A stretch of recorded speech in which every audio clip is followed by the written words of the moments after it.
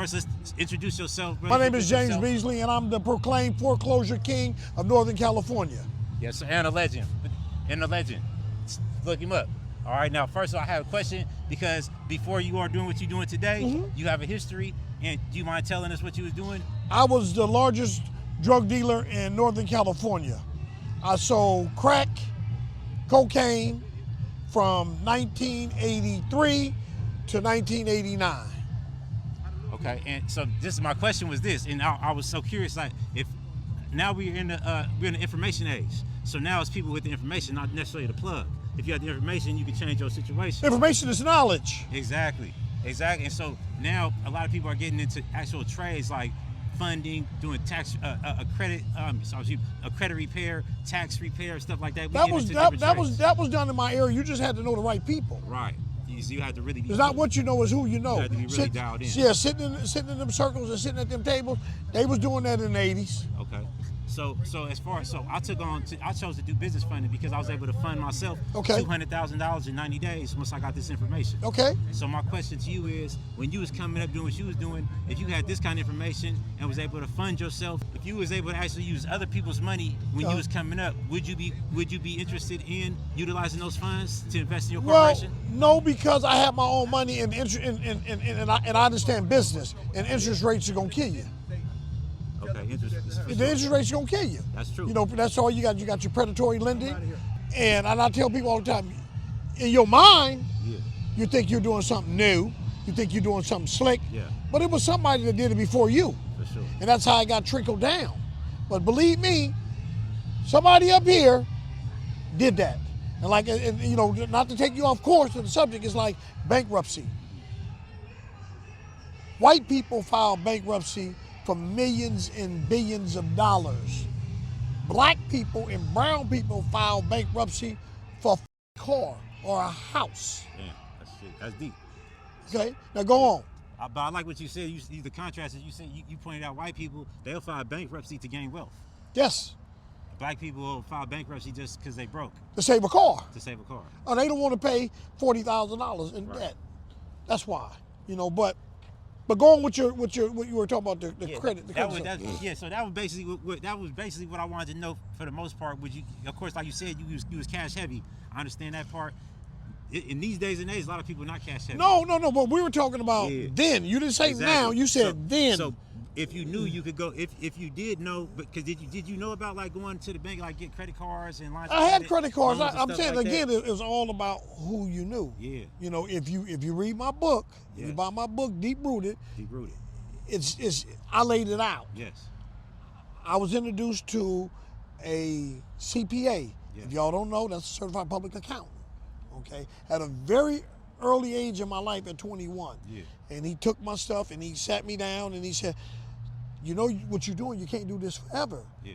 Hustling does not bring a 401k. Right. That's a retirement for y'all that don't know. Yes. Okay? There's no hustling. You hustle, there's no retirement. Right. You build your own retirement. Yeah. So what he did is, how much you think you're gonna need to be able to survive? Now mind you, this was 40 years ago in 1987, okay? Yes.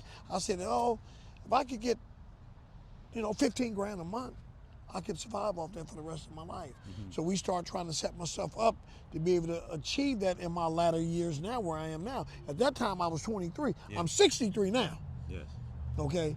And if I hadn't gone to jail, I would be in that situation to go to the mailbox and get my $15,000 a month. But how many people can say that? Not many people can say that and do that. Yeah. So I knew about corporations. I know about your paydex score. I know about shelf corporations. We knew about that stuff. Yeah. That's not new to those. Yes. That's new to black folks. Yes. But I tell people all the time, I don't, rain on nobody's parade. I'm only here to help you and try to educate you to stuff that I've been through. I had credit cards, had American Express. Mm-hmm. Probably, just think, 23 years old, how many 23-year-old men you know right now got an American Express? Not too many. Not too many. Yeah. So, I want to always think that I was above the game. Yeah, he was ahead of the game. Yeah, sure. yeah, above the rest. And would you say it was So what is it that put you ahead of the game? Who are the people? It's always got to be a crowd because that's what you're talking about. Well, I had some very, very good teachers. Yeah. You know, I had my uncle Willie Beasley, rest in peace. You know, I had a CPA named Robert Doyle. I had a mentor, you know, James Keith. You know, those are people that played important pieces in my life to say, do this, do that. You know, of course, the famous Ron Newt. Mm-hmm. So I had people like that in coaching me on, you know, telling me, you got to do this because one day you're going to be old and you ain't going to be able to hustle. Okay. So, you know, if you do it now, you're going to be okay. And that's how I was able to go away for 27 years and come back and pick up another craft. Yeah. You know, I hustle houses now. Yeah. I don't hustle kilos of cocaine anymore. You subscribe to mentorship then? Yes. So you feel like No, I didn't subscribe to one. No, I don't mean like would you suggest anybody who's trying to do something in this world have a mentor? Yes. Should they seek mentors? Like if it's not just there, should they? You have to seek it. You have to seek it because I don't know what you're looking for. Right. So, and I tell people, all my homeboys and homegirls, they know that I have an open door policy. Yeah. All you got to do is come through the door. I'm not going to go out the door and pull you in. Yeah. But if you come through the door, if I got it here, I'm going to give it to you here. Okay, for sure. All I want to do is help. No, for sure. You know, so nobody has to go sit away in a prison cell for 27 years like I did. Yeah. You know, for me, when most people were watching BET and, you know, playing institutional sports or table games, I was studying. Yeah. I was studying my craft today. I knew what I was going to do when I came home because I knew I wasn't going to be able to hustle. So I knew I had to hustle houses. Okay. You knew exactly what you was going to do? I knew what I was going to do. Okay.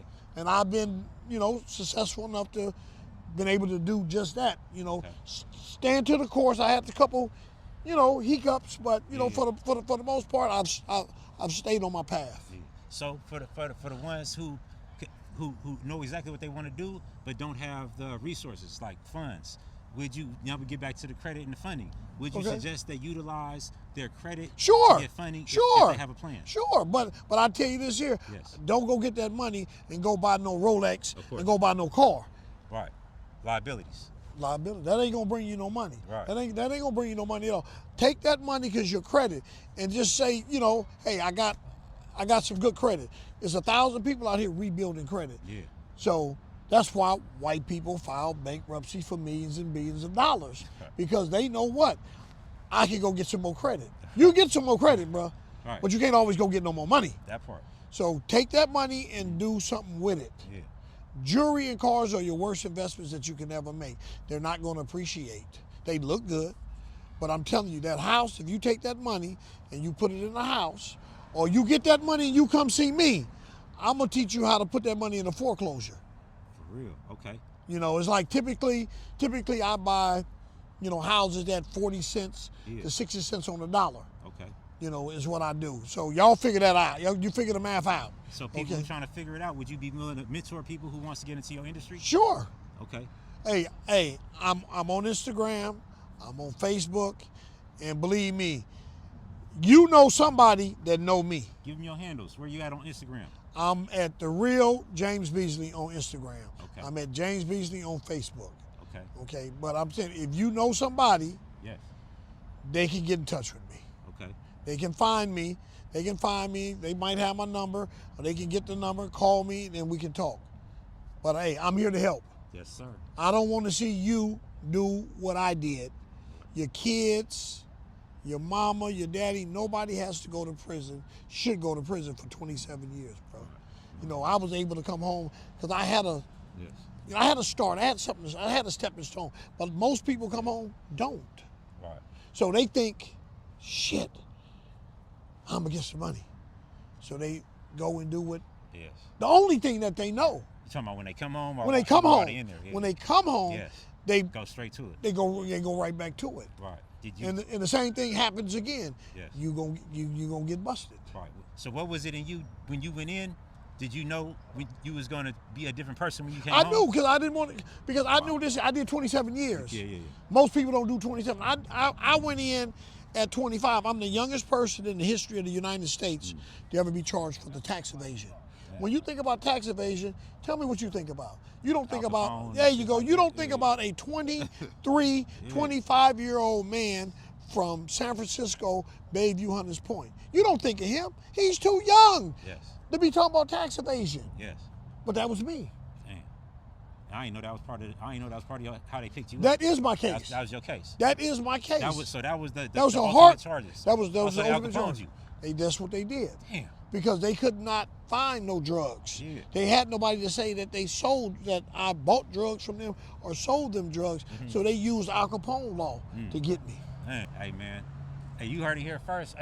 It's exclusive to me, and hopefully it's exclusive to y'all. James Beasley, a living legend out here in the city. Like you said, you want to work. What do you do exactly in real estate again?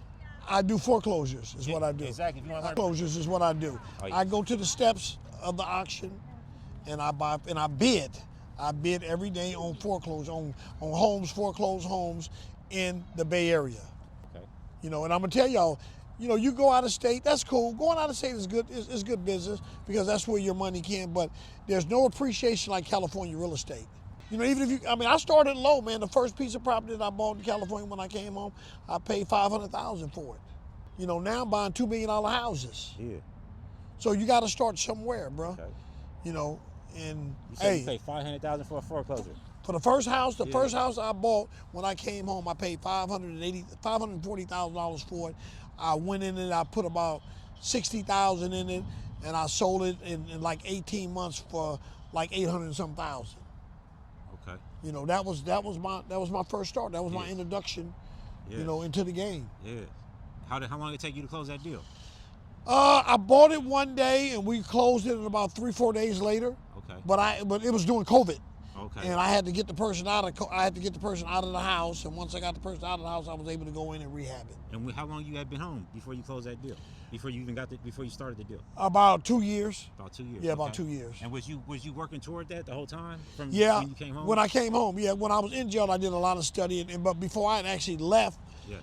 going to jail, I was already buying real estate, but I wasn't buying foreclosure. Okay. I was just buying regular stuff. You know, I can see stuff on the market, or somebody would call me and say, "Hey, you know, so and so losing their house. Yeah. You want to buy it?" Yeah, and I would buy it. That kind of stuff. Okay. For sure. So it took you 2 years to close your first deal, though. It took me 2 years to close my first deal. So you grind. You heard that. So most people will not even do nothing for a month, 30 days is consistently. But you worked for 2 years to close that deal. But you knew what you was working for. And Yeah, you knew I your mean, game. I waited until I got my bearings together Yeah. on the street. You know, I mean, so much had changed in San Francisco. You know, I didn't know where to go, what to do. Yeah. You know, then when I got out, I went to Fresno. And I paroled to Fresno, and then from Fresno, I worked my way back up to San Francisco, and then started moving around, looking and seeing what a beautiful city that we really have here. Yeah, you do. And then I said, "Hey, man, I'm ready now." No, for sure. Hey, thank you, brother. Appreciate you, man. For sure. Thanks for having me, man. This was an honor to me, for sure. Don't forget, go get I'm on Amazon. Go get it. What's the name of the book? Deep Rooted, Deep Rooted. okay, by James Beasley. Go pick up that book, boy. Quit playing.